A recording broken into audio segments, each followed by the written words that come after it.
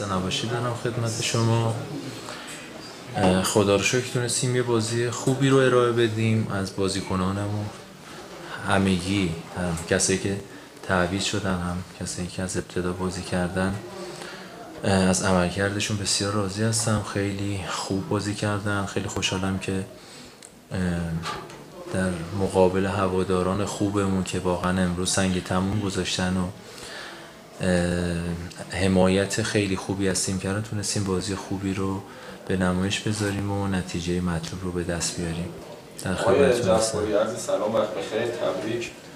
دو تا تیم پرهوادار فوتبال ایران به فینال رسیدن که قطعاً ظرفیت ورزشگاه محلی برگزاری میزبان در این شرایط خیلی مهمه. چه درخواستی از سازمان لیگ دارید با توجه به شرایط شهر عراق حالا یه ورزشگاه بزرگتر اگه ممکنه هست در نظر بگیرن و اینکه چجوری میشه وضعیت؟ هم ملوان هم استقلال یه بازی پرهوادار رو خواهیم.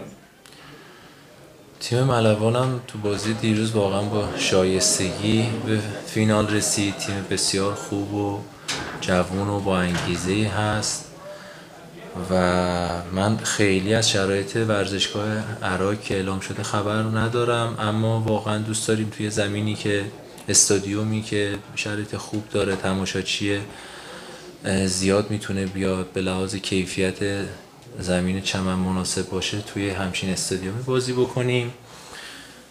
و درخواستم دادیم برای حالا تغییر محل برگزاری. امیدوارم که این اتفاق بیفته، فقط به خاطر اینکه دوست داریم خب این فینال توی زمین خوب انجام بشه و کیفیت خوبی داشته باشه، بازیکنان بتونن بازی خوبی رو ارائه بدن.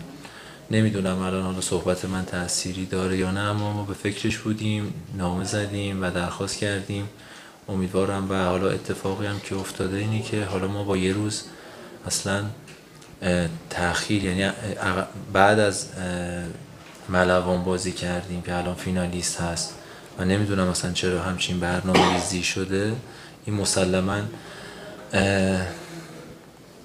یه روز باعث میشه که اون ریکاوریمون نسبت به تیم حریف کمتر بشه.